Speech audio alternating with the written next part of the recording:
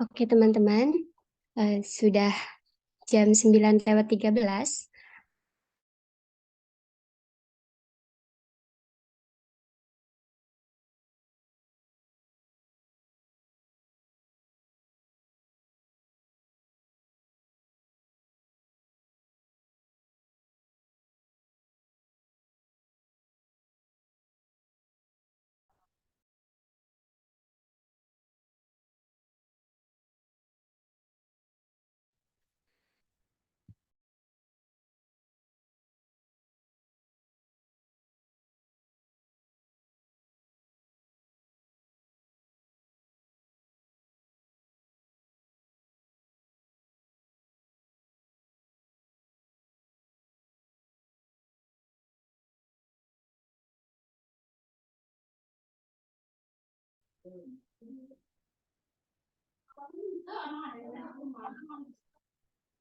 Baik, Assalamualaikum warahmatullahi wabarakatuh. Selamat pagi dan salam sejahtera untuk kita semua.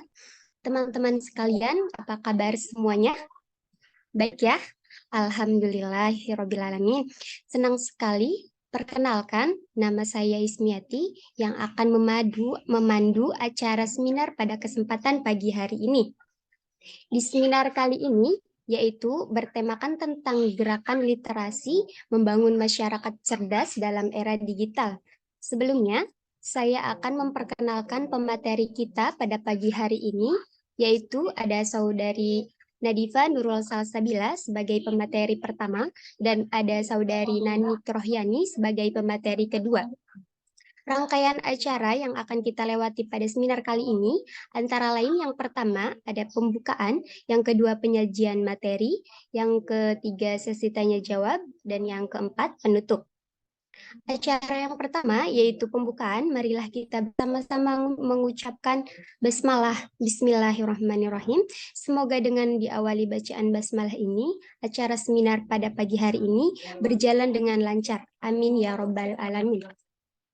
Baiklah, kita memasuki acara inti, yaitu seminar dengan tema Gerakan Literasi Membangun Masyarakat Cerdas dalam Era Digital, yang akan disampaikan oleh pemateri kita. Pemateri yang pertama, yaitu Saudari Nadifa Nurul Salsabila. Kepadanya dipersilahkan.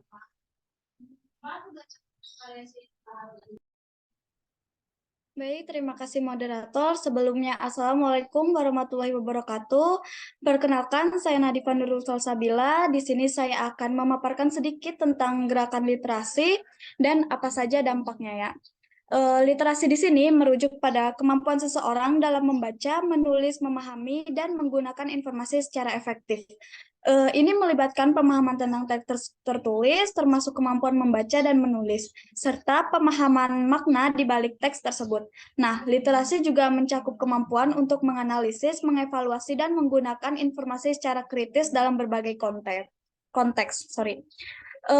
Lalu perlu diingat bahwa pentingnya literasi ini adalah keterampilan inti yang diperlukan dalam kehidupan sehari-hari. Literasi yang kuat memungkinkan individu untuk berpartisipasi secara aktif dalam masyarakat, mengakses pekerjaan dan pendidikan yang bermutu, dan membuat keputusan yang informasional dan cerdas. Dalam era informasi saat ini, literasi juga menjadi penting dalam membantu individu membedakan informasi yang valid dari yang tidak valid, serta mengidentifikasi bias atau manipulasi dari pesan yang mereka temui. Lalu, apa dampak teknologi informasi bagi literasi digital? Nah, dampak teknologi informasi dan komunikasi terhadap kebiasaan membaca dan menulis ini dapat bervariasi ya tentunya, baik positif maupun negatif. Di mana teknologi informasi dan komunikasi seperti internet, e-book, dan perangkat mobile telah membuat akses terhadap informasi dan bahan bacaan menjadi lebih mudah dan cepat. Orang sekarang tentunya dapat dengan mudah mencari dan membaca berbagai materi dan berbagai sumber online. TIK juga telah membuka pintu bagi keanekaragaman konten yang tak terbatas. Ada banyak platform online seperti blog, situs berita, dan media sosial, di mana orang dapat membaca dan menulis berbagai jenis materi, mulai dari artikel, opini, cerita, dan puisi. Lalu, ini juga memberikan peluang bagi orang-orang untuk memperluas wawasan dan pengetahuan mereka tentunya. Dengan adanya teknologi, cara orang membaca dan menulis telah berubah. Buku fisik telah digantikan oleh e-book dan audiobook yang dapat diakses melalui perangkat elektronik. Gaya menulis juga telah berubah dengan munculnya blog, media sosial, dan platform online lainnya. Tentunya ini juga memberikan peluang bagi orang-orang untuk memperluas wawasan dan pengetahuan mereka. Lalu dalam keseluruhan, dampak TIK ini pada kebiasaan membaca dan menulis bisa bermanfaat dengan akses yang lebih luas dan keanekaragaman konten tentunya. Tetapi juga menimbulkan tantangan seperti gangguan perhatian ya. Contohnya, kita ada tugas untuk membuat proposal, lalu kita mencari referensinya di Google, namun saat ada notifikasi masuk kayak seperti ting gitu, pasti perhatian kita akan teralihkan ya. Nah, jadi penting bagi individu untuk mengelola penggunaan TIK secara bijak dan mengembangkan keterampilan literasi yang kuat untuk memanfaatkan manfaat teknologi tanpa mengabaikan pentingnya membaca dan menulis dalam bentuk tradisional maupun digital. Perubahan cara akses informasi yang disebabkan oleh TIK memberikan peluang dan tantangan dalam hal literasi, sementara individu memiliki akses yang lebih besar ke informasi. Mereka juga dihadapkan pada tugas untuk mengembangkan keterampilan literasi yang kuat untuk memahami, mengevaluasi, dan menggunakan informasi tersebut secara efektif. Lalu, apa bahaya disinformasi dan penyebaran berita palsu terhadap literasi digital ini? Tentunya penyebaran berita palsu ini memiliki dampak yang sangat merugikan ya. Disinformasi ini dapat merusak reputasi individu, organisasi, atau lembaga. Ketika berita masuk, ketika berita palsu atau informasi yang salah menyebar luas, hal itu tentunya dapat menyebabkan kerugian besar bagi individu atau entitas yang terkena dampaknya. Selain itu, penyebaran berita palsu secara terus-menerus dapat mengikis kepercayaan masyarakat pada sumber informasi yang sudah jelas dan memperumit upaya untuk membedakan antara fakta dan fiksi. Penyebaran berita palsu juga seringkali bertujuan untuk mempengaruhi opini publik atau mengubah pandangan orang terhadap suatu isu. Dengan memanfaatkan emosi, prasangka, atau kepercayaan yang ada, pelaku penyebaran berita palsu dapat mempengaruhi persepsi publik dan memperkuat pemikiran yang salah atau ekstrim. Hal ini tentunya dapat merusak proses demokrasi, memicu konflik sosial, dan menghambat membuat keputusan yang informasional. Selain itu, disinformasi dapat berdampak langsung pada kesehatan dan keselamatan masyarakat. Contohnya seperti kasus yang terjadi kemarin tentang adanya virus COVID-19 di mana penyebaran berita palsu tentang vaksinasi, apabila kita vaksin itu justru mempercepat kematian disertai dengan adanya data-data yang tidak benar, lalu menyebabkan penolakan terhadap vaksin dan meningkatkan risiko penyebaran yang tidak dapat dicegah. Padahal seperti yang kita ketahui, vaksinasi adalah salah satu langkah yang paling efektif dan penting dalam melindungi diri sendiri dan masyarakat dari penyakit infeksi.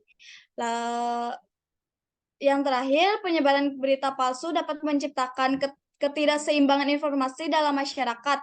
Ketika informasi yang salah atau tendensius mendominasi, orang mungkin kesulitan memperoleh pemahaman yang akurat tentang isu-isu penting. Lalu, bagaimana caranya mengatasi bahaya disinformasi ini? Nah, untuk mengatasi bahaya disinformasi dan penyebaran berita palsu ini, diperlukan adanya upaya bersama dari individu, lembaga, dan pemerintah. Ini termasuk pendidikan literasi media dan literasi informasi ya. Lalu promosi sumber informasi yang terpercaya, pengembangan kemampuan kritis dan mengevaluasi informasi, serta regulasi yang tepat terhadap penyebaran berita palsu dan adanya hukuman terhadap pelaku penyebaran berita palsu yang disengaja. Mungkin sekian pemaparan tentang literasi digital dan dampaknya. Saya cukupkan. Wassalamualaikum warahmatullahi wabarakatuh. Saya kembalikan ke moderator. Baik, terima kasih kepada Saudari Nadifa Nurul Salsabila atas penyampaian materinya. Selanjutnya, kita masuk ke pemateri kedua, yaitu Saudari Nani Kerohyani. Kepadanya dipersilahkan. Baik, terima kasih atas waktunya moderator. Assalamualaikum warahmatullahi wabarakatuh. Terima kasih sebelumnya karena saya sudah diberi kesempatan menjadi pemateri di sini. Dan saya masih banyak kekurangan di sini. Di sini kita juga sekedar sharing dan tujuan utama kita untuk belajar bersama. Baik, saya akan melanjutkan materi mengenai gerakan literasi, membangun masyarakat cerdas dalam era digital. Yang pertama ada poin bagaimana membangun literasi di masyarakat. Nah, di sini ada beberapa aspek yang nantinya akan saya jelaskan. Yang pertama ada peran keluarga dalam membentuk budaya literasi. Kedua, ada peran sekolah dalam mengembangkan literasi siswa. Tiga, peran perpustakaan sebagai pusat pengetahuan dan literasi masyarakat. Empat, peran media dalam meningkatkan literasi masyarakat. Saya akan membahas poin yang pertama, yaitu peran keluarga dalam membentuk budaya literasi. Keluarga merupakan lembaga pendidikan informal yang memiliki peran penting dalam pengembangan literasi, karena keluarga utamanya ibu itu merupakan sekolah pertama ya, atau madrasah pertama bagi anak-anaknya, yang akan sangat berpengaruh terhadap perilaku dan perkembangan anak tersebut sejak dini. Anak sendiri adalah individu yang sedang bertumbuh dan berkembang, yang pada awalnya di usia dini akan mengalami pertumbuhan dan juga perkembangan yang sangat pesat, sehingga peka akan atau sensitif terhadap rangsangan. Nah, rangsangan ini berupa apa? Berupa yang bisa dilihat, berupa apa yang bisa dilihat, dirasa, dan didengar. Pada masa ini anak akan mengalami masa yang disebut golden age, yaitu atau masa emas yang dimana di usia saat bayi sampai umur 5 tahun, sekaligus pada masa kritis dalam tahapan kehidupannya. Ada pepatah mengatakan belajar di waktu kecil bagi mengukir di atas batu, belajar di waktu dewasa bagi mengukir di atas air. Karena itu kenapa di masa golden age ini anak akan lebih menyerap dan mengingat sesuatu. Maka dari itu dalam keluarga perlu adanya sistem penerapan 3S. Apa sih 3S itu? 3S adalah sadar, stimulus, dan sharing. Orang tua dituntut untuk kreatif agar menjadikan membaca menjadi kegiatan yang menyenangkan. Karena itu akan memberikan contoh langsung dalam kegiatan penting daripada mengajarkan menulis dan membaca. Menstimulasi memberikan efek menyenangkan, sedangkan mengajarkan apalagi memaksakan justru akan menghilangkan minat anak untuk melakukan kegiatan literasi. Baik, ada beberapa penerapan yang akan saya jelaskan untuk peran keluarga di dalam literasi ini. Yang pertama ada orang tua menjadi figur teladan kepada anak untuk menyukai bacaan. Jadi ketika orang tua yang suka membaca, anak akan menirunya karena anak adalah mesin fotokopi terbaik dari orang tua. Nah, diawali bisa dengan membacakan atau mendongeng ketika anak hendak tidur pada malam hari. Dan yang kedua, mengajak anak untuk mengunjungi perpustakaan daerah. Nah, ini penting ketika weekend atau mungkin liburan, bisa anak-anak itu disuruh untuk mengunjungi perpustakaan daerah atau toko buku terdekat atau taman bacaan. Karena semakin sering anak didekatkan dengan buku, sejak dini akan menjadikan anak lebih senang dan membaca atau bacaan. Yang ketiga ada menjadikan buku sebagai reward untuk anak memperoleh prestasi daripada mainan dan pakaian. Kemudian, tidak kalah penting adalah kontrol orang tua selalu memberikan buku yang bergizi atau baik kepada anak. Karena tidak semua buku itu memiliki perkembangan yang baik untuk anak. Hanya buku-buku bermutu yang mampu menemukan karakter positif anak. Nah, di sini orang tua itu sangat berperan penting untuk menyeleksi bacaan mana yang menyehatkan dan mana yang menyesatkan. Nah, jadi kesimpulannya, melalui contoh dan keteladanan dalam keluarga akan merangsang timbulnya rasa ketertarikan anak untuk lebih mengenal, mengetahui, dan memahami kegiatan literasi sejak dini.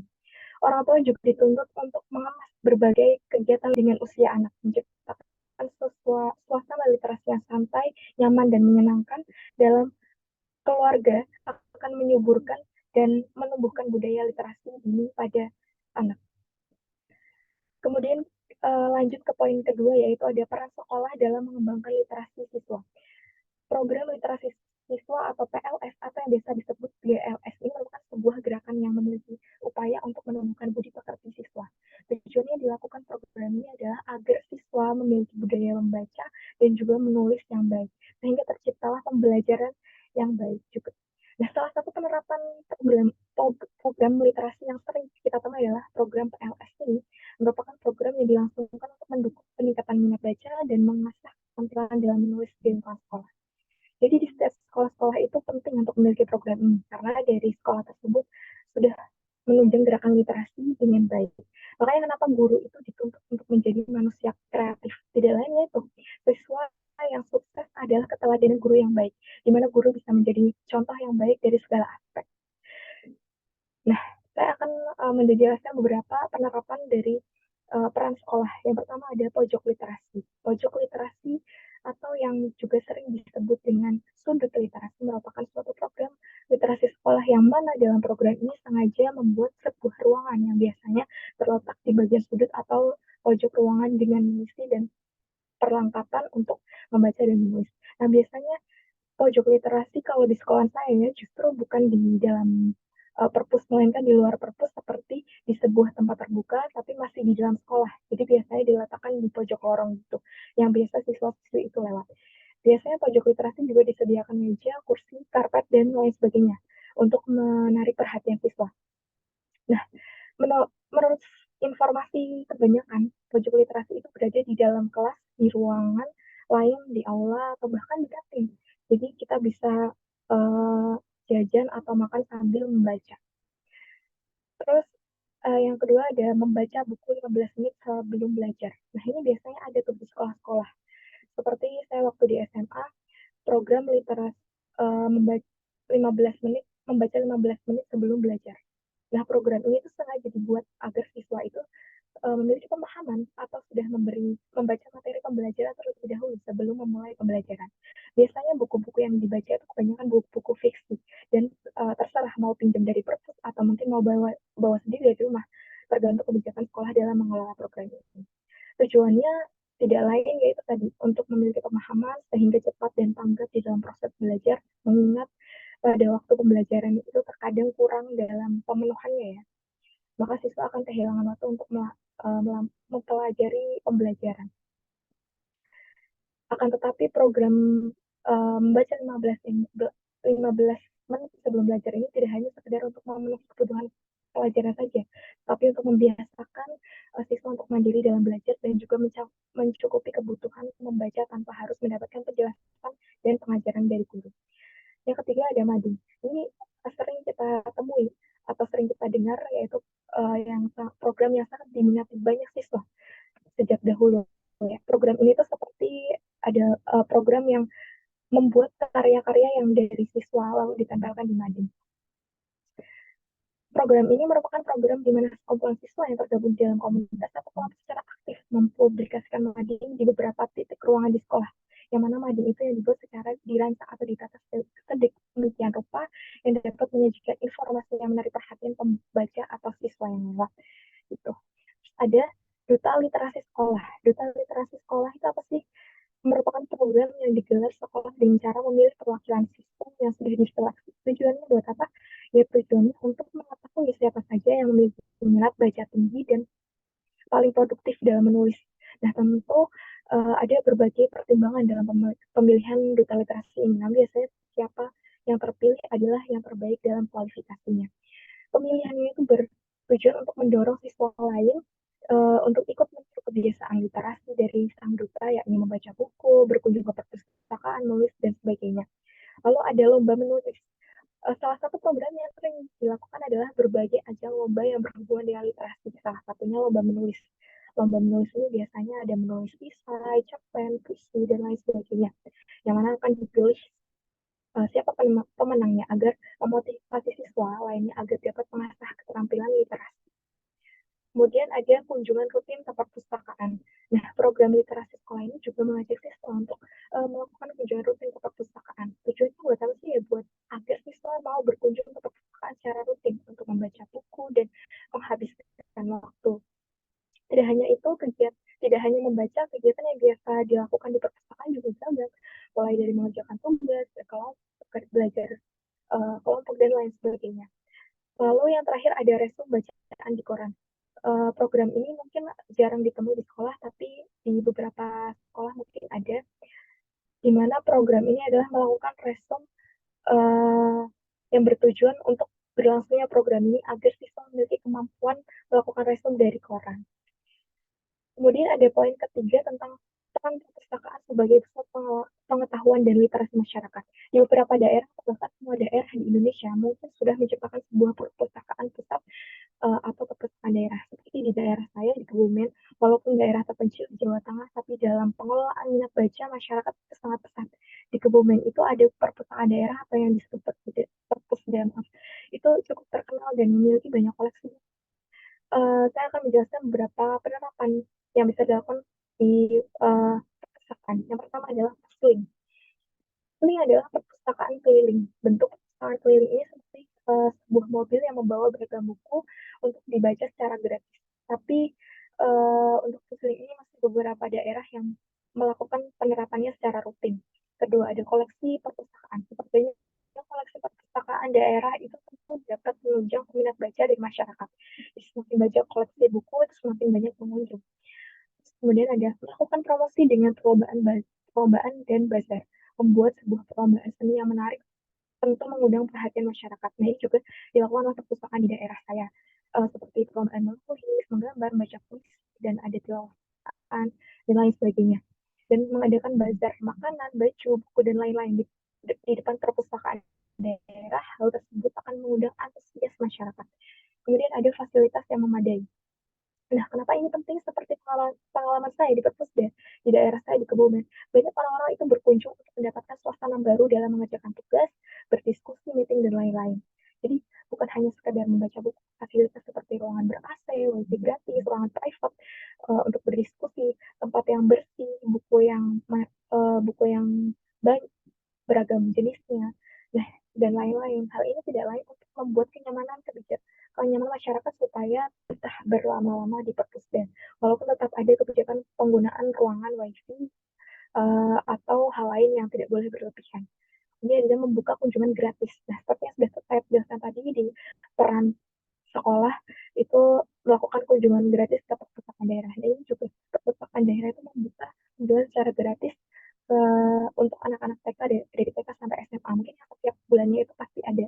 Nah, ini biasanya menjadikan simbiosis mutualisme. Kenapa? Karena dari sekolah itu bisa mendapatkan ilmu, mengunjungi perpusda, dan perpusda juga bisa mendapatkan feedback yang baik dari masyarakat. Baik, kita lanjut ke poin yang terakhir ya, peran media dalam meningkatkan literasi masyarakat. Ini adalah salah satu poin penting dalam menunjang literasi digital, karena memang di era globalisasi ini sudah semakin canggih teknologinya, dari mulai kita bisa membaca novel lewat e-book, membaca berita secara online, ada lagi membaca beragam cerita fiksi lewat platform-platform online, dan media belajar secara online yang juga banyak. Tapi hal ini tidak menutup kemungkinan di masa depan mungkin buku fisik sudah punah dan digantikan oleh buku-buku digital. Nah, untuk itu kita perlu yang namanya peran penting dalam media online pada literasi masyarakat ini supaya tidak melenceng. Yang pertama ada membuat aplikasi yang ramah untuk membaca, di mana ini aplikasi itu bisa bukan hanya untuk mengakses berita saja, kita juga bisa membaca buku yang kita baca, yang kita sukai secara online. Sudah banyak ya aplikasinya seperti ini, tapi disayangkan banyak yang berbayar. Nah, makanya diharapkan suatu saat nanti pemerintah bisa membuat aplikasi yang ramah untuk dibaca dan secara gratis. Kemudian ada Kominfo berperan secara baik, di mana dia bisa mengelola media sosial dan mungkin memblokir beberapa aplikasi atau situs-situs porno lainnya. Mengapa penting? Karena ada beberapa hal yang perlu kita pahami dalam pemanfaatan literasi digital ini, seperti akses informasi, pendidikan, ekonomi, konektivitas, layanan kesehatan, partisipasi sosial, penyebaran berita, teknologi, pemberdayaan.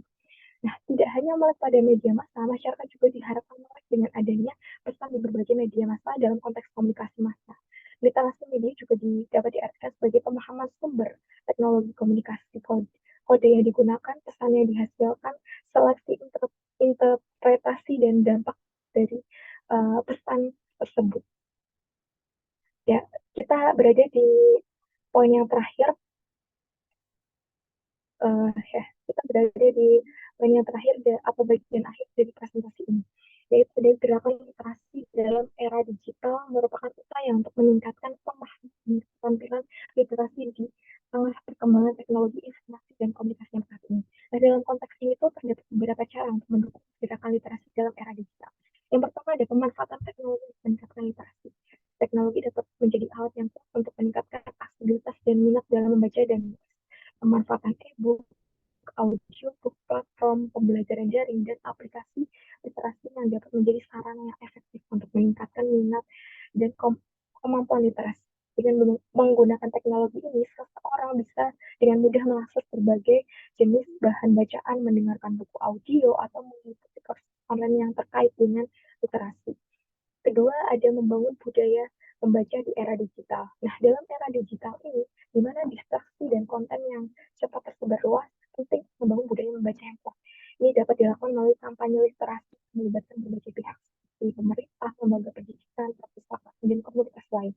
Nah, kampanye ini dapat mencakup seperti kegiatan festival buku, klub buku, atau program literasi di sekolah yang mendorong minat baca dan meningkatkan kebiasaan membaca.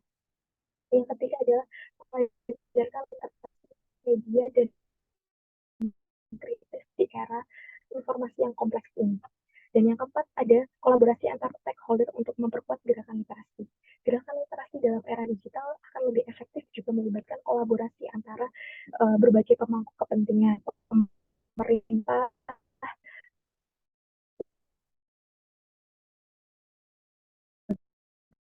pendidikan, perpustakaan, organ yang mereka dapat bekerja sama dalam merancang program-program literasi untuk membagikan sumber daya dan saling mendukung dalam mencapai tujuan literasi yang lebih luas. Jadi melalui pemanfaatan teknologi ini, pembangunan budaya membaca, pengajaran literasi, media dan kritis, serta kolaborasi yang antar stakeholder, gerakan literasi dalam era digital dapat semakin kuat dan berdampak positif terhadap kemampuan literasi masyarakat di era digital. Ya mungkin itu saja akhir dari presentasi ini. Nanti akan ada sesi tanya jawab yang akan dijelaskan langsung oleh moderator. Saya kembalikan ke moderator. Terima kasih. Wassalamualaikum warahmatullahi wabarakatuh. Waalaikumsalam warahmatullahi wabarakatuh. Terima kasih saya ucapkan kepada kedua pemateri yang sudah menyampaikan materinya dengan sangat jelas dan insya Allah sangat bermanfaat bagi kita semua. Selanjutnya, kita akan masuk ke sesi tanya jawab. Sebelum itu, saya akan menyampaikan peraturannya terlebih dahulu. Yang pertama, kesempatan tanya jawab ini hanya dilaksanakan dengan satu sesi saja dan diisi hanya satu orang penanya saja. Yang kedua, waktu tanya jawab kami batasi hanya 5 menit saja. Yang ketiga, selama proses diskusi berlangsung, audiens diharapkan untuk bersikap tenang. Baiklah, dipersilahkan kepada audiens yang ingin bertanya agar mengangkat tangannya terlebih dahulu atau raise hand terlebih dahulu. Silakan. Baik, saudari Ebi, dipersilahkan ya. Halo, selamat pagi. Maaf banget sebelumnya nggak bisa pakai background-nya.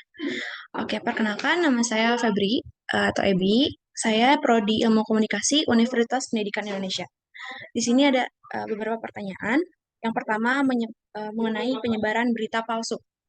Nah, kita ini kan masuk dalam generasi 4.0, di mana kita tuh setiap hari pasti dapat berita. Bahkan gak setiap hari, setiap menit, setiap detik pasti ada aja berita baru kan yang kita nyampe di kita. Nah, ada nggak sih tips dari para pemateri untuk bisa membedakan mana nih berita valid juga berita yang tidak valid atau hoax, dan juga ada nggak sih pasal-pasal atau hukum yang menjelaskan mengenai penyebaran berita palsu? Itu selanjutnya ada yang mengenai literasi. Apa nih, setiap program di sekolah itu kan pasti ada penghambat dan ya ada penghambat dan pendukung. Nah, untuk literasi ini ada nggak sih faktor penghambat sama pendukungnya dalam gerakan literasi di sekolah? Juga apakah nih program literasi sekolah ini bisa menjadi solusi yang efektif untuk meningkatkan minat membaca para siswa? Terima kasih. Oke, terima kasih kepada Kak Ebi atas pertanyaannya. Untuk para pemateri, apakah mau dijawab langsung atau mau diskusi terlebih dahulu?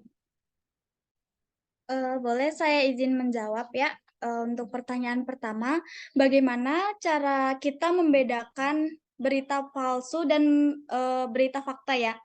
Pertama, tentunya benar, banyak berita yang masuk setiap detiknya. Jadi cara kita membedakan untuk melihat berita palsu atau tidaknya itu kita banyak mencari informasi banyak-banyak dari sumber-sumber yang lainnya tentang kebenaran berita ini. Nah, lalu untuk pasalnya atau untuk hukumnya itu sudah tertulis pada pasal 28 ayat 1 Undang-Undang Nomor 19 Tahun 2016 tentang informasi dan transaksi elektronik di mana setiap orang dengan sengaja dan tanpa hak menyebarkan berita bohong dan menyesatkan yang mengakibatkan kerugian konsumen dalam dalam transaksi elektronik. Jadi begitu ya. Apakah sudah jelas atau bagaimana? Jelas, jelas. Terima kasih.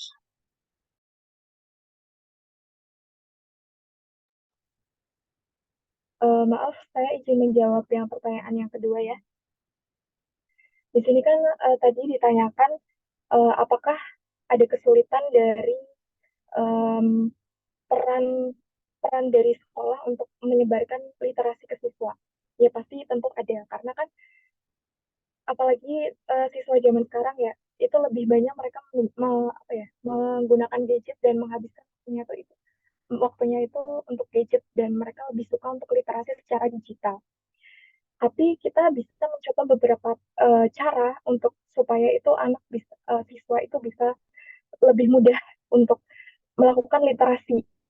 Yang pertama mungkin memperkenalkan kebiasaan membaca sejak dini. Nah, kebiasaan yang membaca itu seperti melakukan hal-hal yang mungkin sekiranya dipaksakan ya. Karena kan hal-hal yang dipaksakan akan menjadi terbiasa. Seperti kalau di sekolah saya dulu itu ada yang setiap bulannya itu kita harus membaca satu buku atau satu novel gitu. Itu pinjam di kampus maaf, di perpus gitu. Nah, itu tuh bisa diterapkan dengan kenapa harus minjem buku ya, karena supaya suatu saat nanti bisa data di sekolah dapat nilai plus atau mungkin untuk nilai kelulusan kayak gitu. Terus kemudian membuat lingkungan belajar yang kondusif. Lingkungan belajar yang kondusif itu membantu siswa untuk fokus dan nyaman dalam proses pembelajaran. Dan yang ketiga ada menggunakan teknologi pembelajaran. Teknologi pembelajaran itu bisa dari gurunya membuat gimana sih cara literasi itu supaya lebih mengasihkan gitu. Nah, itu peran guru itu juga penting. Makanya guru itu bisa dituntut untuk kreatif dalam kegiatan pembelajaran ini. Kemudian ada mendorong diskusi dan refleksi. Pemahaman yang lebih tentang yang mereka baca. Kayak orang tua dan pendidik itu mengajak siswa berdiskusi tentang buku atau artikel yang mereka baca gitu. Terus merumuskan beberapa opini mereka sendiri. Nah, itu mungkin dari saya. Apakah sudah jelas? Jelas, jelas. Terima kasih.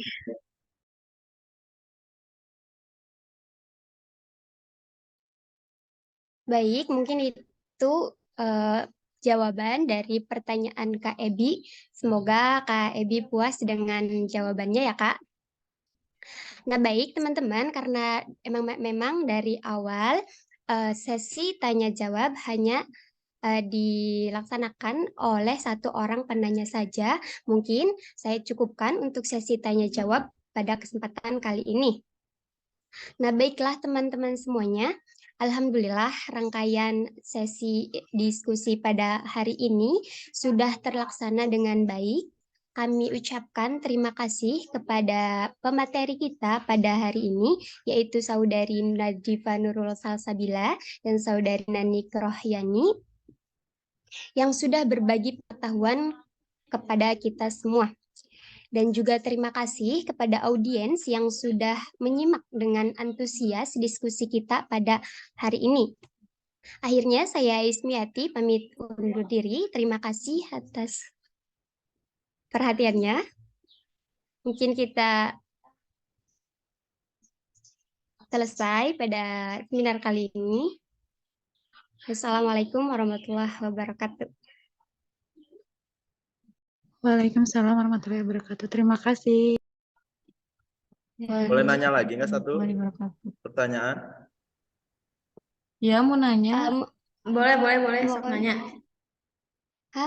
Ya sudah, Boleh nanya. silakan. Mau nanya ya. Boleh, ini benar boleh.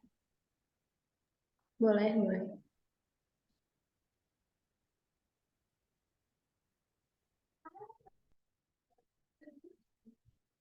Sok, enggak silakan. Bagaimana cara meningkatkan literasi untuk kecintaan terhadap nilai-nilai kebudayaan daerah? Ketika globalisasi dan kemajuan teknologi mulai menggerusnya, salah satunya adalah bukti kecintaan remaja akan budaya kebarat-baratan dan malah menganggap budaya sendiri itu kuno dan aneh. Terima kasih.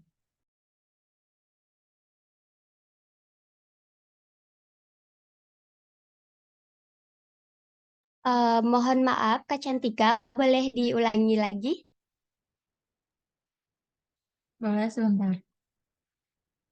Bagaimana gitu meningkatkan literasi untuk apa? Untuk remaja gitu yang apa sih yang lebih jadi lebih ininya teh ke budaya kebarat-baratan gitu dan malah menganggap budaya Indonesia tuh kuno sama aneh.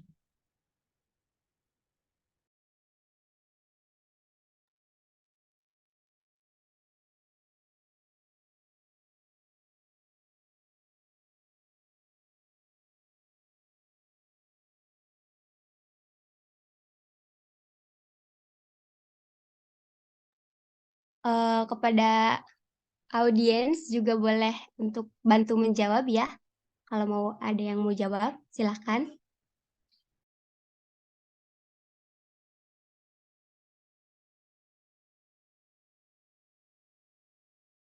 Izin menjawab boleh?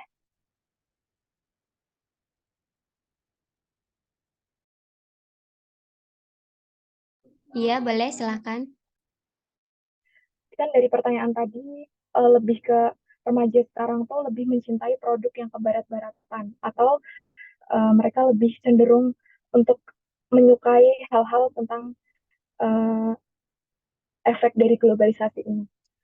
Memang susah ya untuk mengatasi dampak negatif dari globalisasi ini. Cuman mungkin kita bisa melakukan beberapa cara seperti meningkatkan potensi dalam negeri yang dimana kita mungkin dari pemerintah memberikan budaya-budaya di dalam negeri dengan cara menyebarluaskan budaya lewat digital seperti itu. Akhir kemudian mencintai produk dalam negeri dalam artian mungkin bisa menggunakan produk-produk yang dalam negeri kita ya. Kemudian cerdas dalam memilah budaya asing. Jadi susahnya itu untuk melakukan dampak dalam mengatasi dampak negatif ini itu adalah kita susah untuk memilah budaya asing gitu. Memilah mana yang negatif, mana yang tidak. Cuman kita bisa menerapkan yang namanya nilai-nilai Pancasila dengan menyingkirkan budaya yang tidak sesuai dengan nilai-nilai Pancasila dan mengutamakan yang namanya sektor ekonomi. Nah, mungkin itu saja dari saya atau mungkin ada.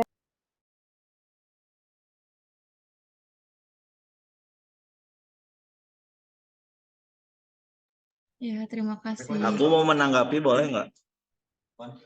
Hah? Iya, sok.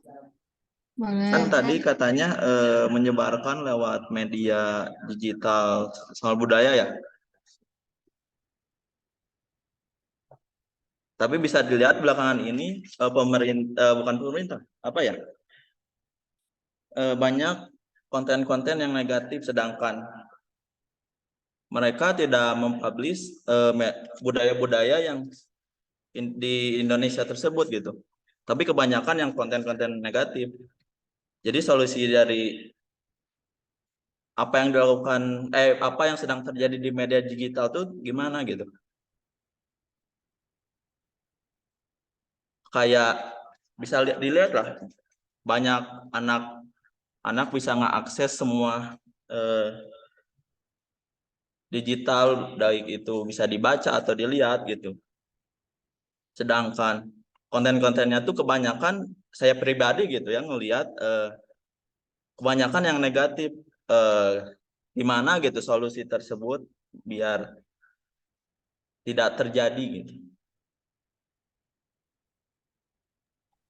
Saya izin menjawab ya. Sesuai dari yang saya jelaskan tadi di presentasi tadi, ada beberapa peran penting dari beberapa aspek dari keluarga, dari yang utamanya dini itu dari keluarga, kemudian ada dari pemerintah gitu.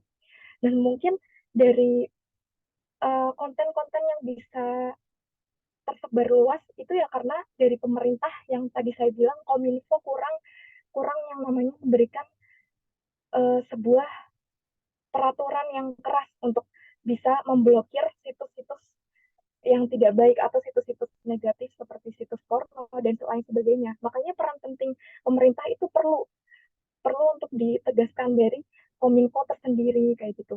Lalu kalau misalkan anak zaman sekarang itu sudah bisa mengakses yang namanya hal-hal negatif, yaitu dari peran dari keluarganya tersendiri, di mana keluarga itu memiliki peran penting yang seperti yang saya tadi bilang, 3S, sharing, stimulasi, dan juga sadar.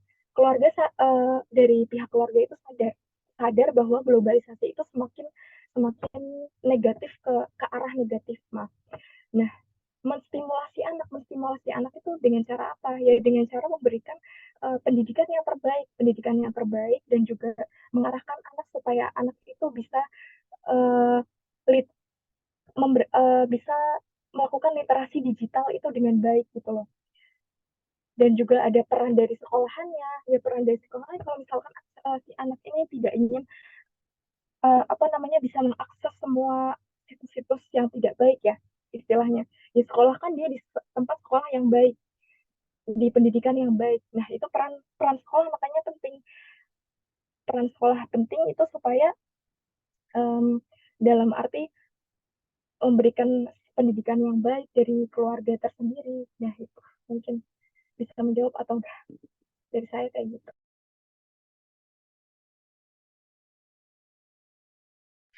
Mau menambahkan?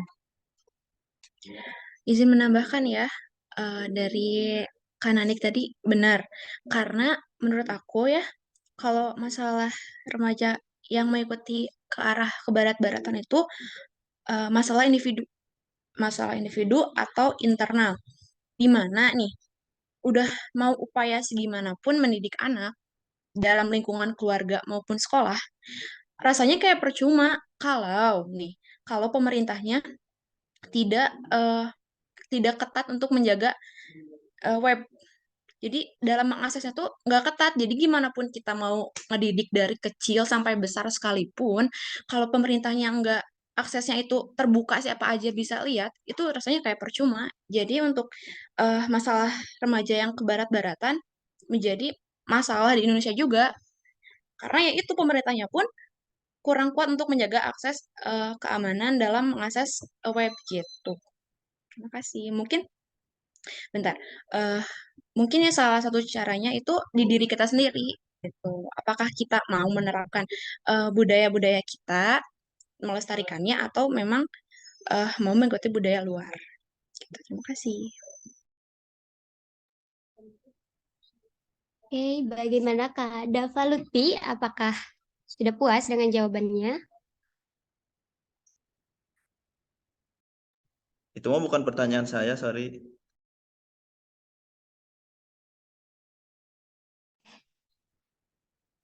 Tadi yang nanya siapa ya? Cantika. Cantika. Oh iya, apakah puas dengan jawabannya Kak Cantika?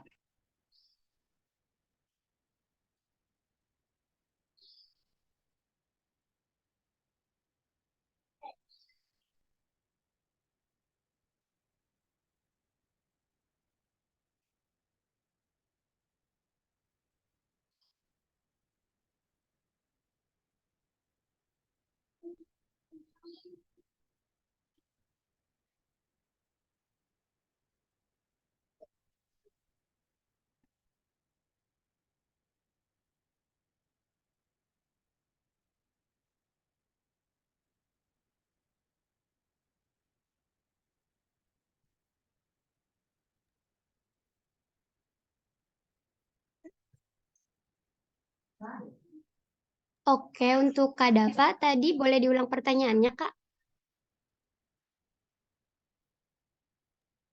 Maaf, sorry, tadi Kak Dava kayaknya cuma apa ya, menimpali jawaban aku aja. Jadi kayak menegaskan dari jawaban aku kayak gitu.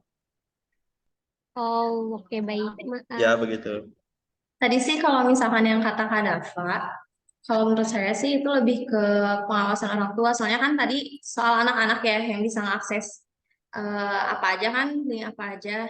Jadi lebih ke pengawasan orang tua. Soalnya kan kalau anak-anak tuh maksudnya masih kayak belum ngerti lah ya. Kecuali kalau anaknya tuh udah remaja gitu, belasan tahun lah. Yaitu lebih ke diri sendiri juga gitu. Kayak misalkan kita 17 ke atas gitu, adalah situs-situs yang emang nggak bisa kita buka tapi aksesnya mudah gitu ya. Itu mah lebih ke kesadaran diri sendiri gitu. Ya tadi juga udah disebut ya sama kayak Bi, sharing yang soal apa dari pemerintahnya juga kayak gimana. Jadi yang nggak akan ngaruh gitu kan kalau emang diri sendirinya juga ya apa ya maksudnya tidak bisa memilah lah gitu. Gitu sih. Jadi kalau untuk anak-anak menurut saya lebih ke pengawasan orang tua.